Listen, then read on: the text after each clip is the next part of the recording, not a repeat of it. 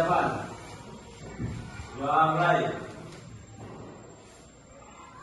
Selesai. Beri salam. Selamat pagi, Bu.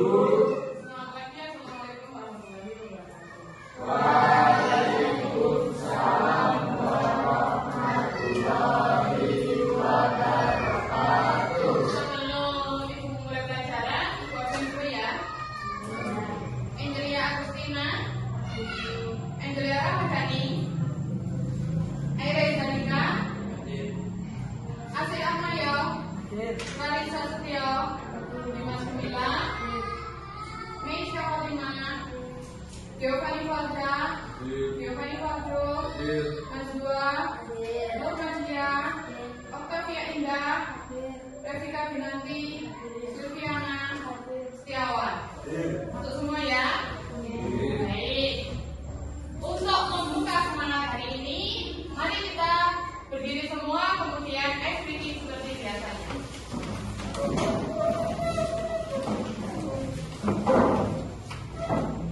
Ready? Tepuk fokus. Melihat, mendengar, melihat, fokus. Oke, semangat hari ini. Semangat.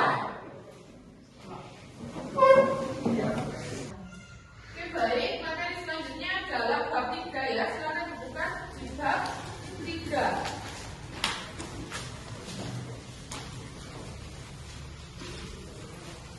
Bab terakhir di semester ini. Oke, identifikasi karakteristik teks prosedur. Teks prosedur.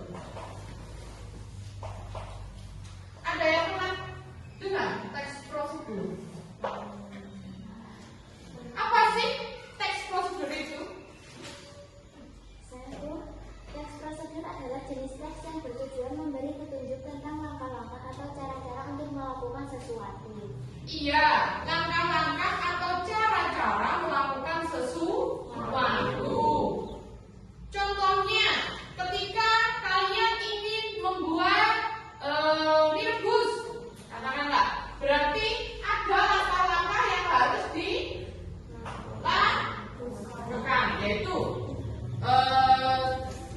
sebelum minyak dimasak, yaitu kita merebus air, menunggu air mendidih, kemudian memasukkan mie sampai matang. Ya, teks prosedur yaitu langkah-langkah untuk membuat sesuatu.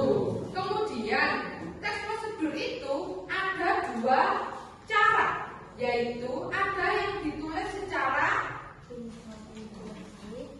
infografik dan non grafik. Kalau non grafik itu berarti adalah sampai ya udah mulai prosedur 1, rebuslah air sampai mendidih, setelah mendidih masukkan mie dan sebagainya, itu ditulis secara langsung seperti contoh di bab 3 itu.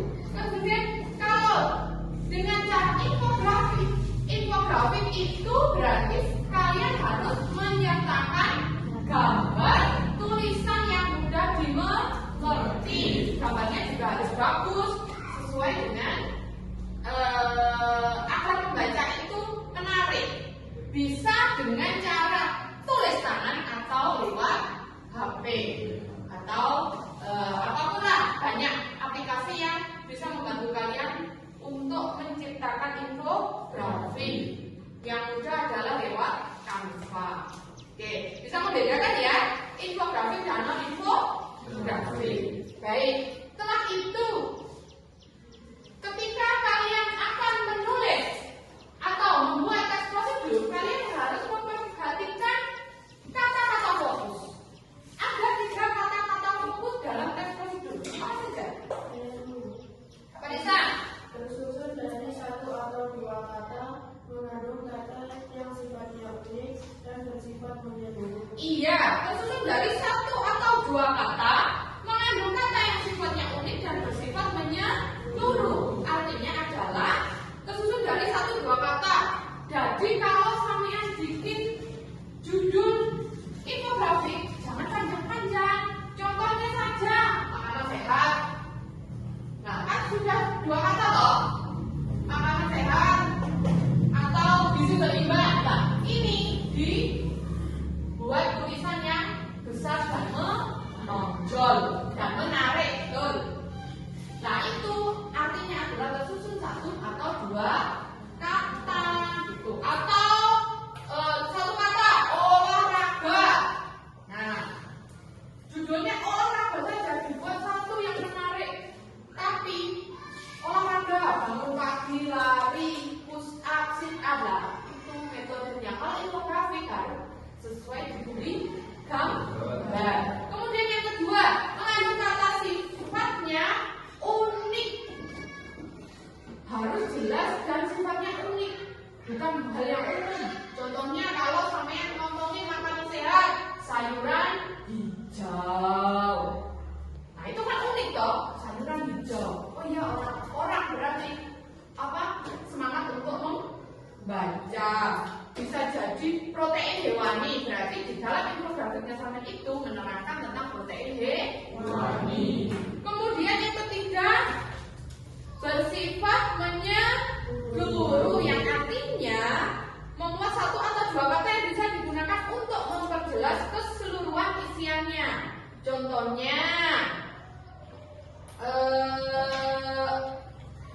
makanan sehat digunakan untuk menjelaskan makanan sehat untuk dikonsumsi baik bentuk sayur maupun buah ataupun daging. Jadi menyeluruh. Jadi yang 1 kata ini tadi dibuat judul, kemudian di bawahnya kamu bikin judul lagi, misalnya protein hewani. Kemudian poin-poinnya berupa gambar dan kata-kata yang bersifat menyeluruh.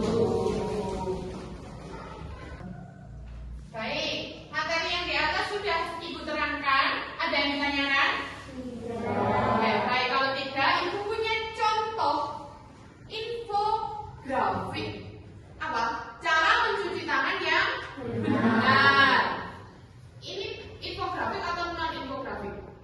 Infografik, karena ada gambarnya yang jelas dan kata-kata yang mudah dipahami serta ada judulnya. Oke, baik. Apa tujuan dari prosedur ini? Mengajak kita hidup sehat dan bersih. Ya, sudah jelas dong. Ya kan? Kemudian mana langkah pertama yang ditujukan pada prosedur ini? Iya, sudah benar ya. Basahi tangan dengan air. Ini adalah langkah pertama. Gunakan sabun secukupnya. Gosok tangan selama 20 detik. Bilas hingga bersih, keringkan dengan tisu atau handuk. Prosedur ini sudah lengkap ya, sudah benar ya, tidak salah ya. Oke. Kemudian apakah infografik ini mudah kalian pahami? Mudah. Mudah? Mudah. Apa yang membuat infografik ini mudah dipahami? DO? Karena gambarnya jelas Bu dan uraiannya mudah dipahami. Iya, karena gambarnya jelas.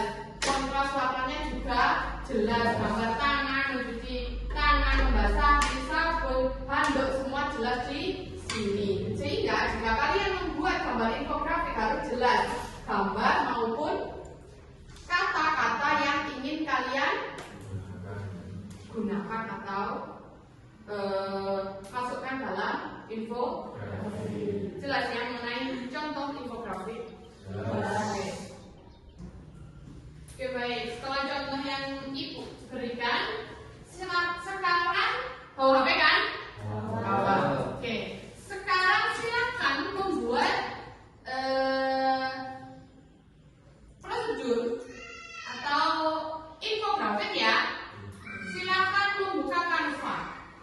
Buat dengan Canva. Temanya boleh apapun. Boleh cara merapikan meja belajar, membuat minuman sederhana, cara membuat teh hangat, apapun boleh. Tapi prosedurnya harus lengkap dan melalui Canva. Oke. Nanti setelah ini HP-nya boleh diambil. Kemudian setelah kalian buat di Canva selesai, silakan di print di TU menemui Bu Dea. Paham? Sehingga tugasnya harus dikumpulkan hari ini. Oke, baik. HP-nya silakan diambil. Kemudian setelah itu boleh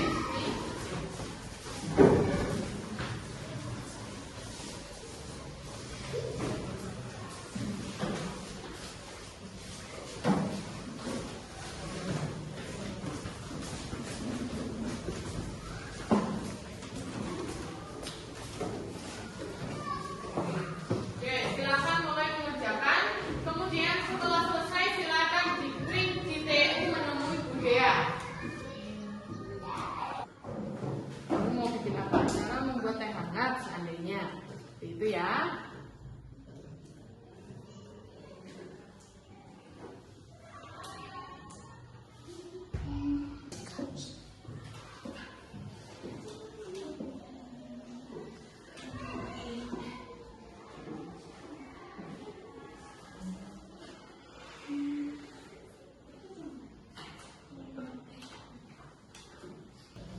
Bu, saya sudah selesai. Izin ke TU untuk ngeprint. Oke, boleh. Silakan tunggu Bu Dea ya.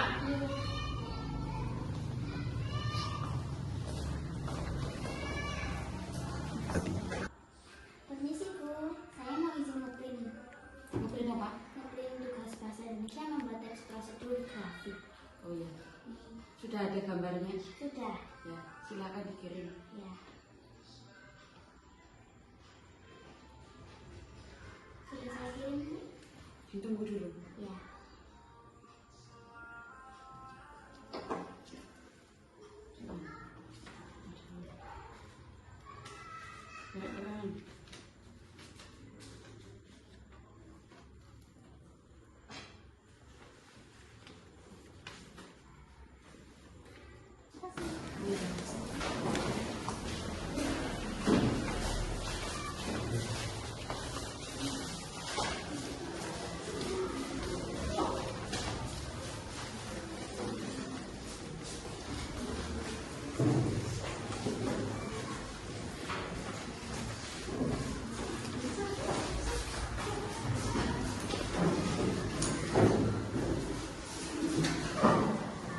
Baik, Ibu sudah melihat tugas yang kalian kerjakan dan di print. Pengerjaannya cukup baik, cukup baik dan mudah dipahami. Oke, cara membuat menu bin. Contoh prosedur, judulnya sudah ada, kemudian bahan yang dibutuhkan apa saja, alatnya apa saja, prosedurnya sudah cukup jelas di sini. Di Canva itu sangat mudah bukan? Mudah. Kalian cukup melihat, mencari, kemudian mengganti apa yang ingin kalian buat. Jadi sekarang tidak ada alasan untuk tidak bisa mengerjakan tugas. Jika tidak mengerjakan tugas, berarti kalian adalah malas. Tidak ada alasan untuk tidak mengerjakan tugas. Apapun alasannya tidak. Baik. Sehingga apa yang Ibu terangkan hari ini, saya rasa kalian cukup memahaminya. Ya, seperti itulah cara membuat teks prosedur. Semoga bermanfaat di hari-hari berikutnya. Sehingga ketika kalian mengerjakan, tolong buatkan prosedur ini, sudah cukup bisa melalui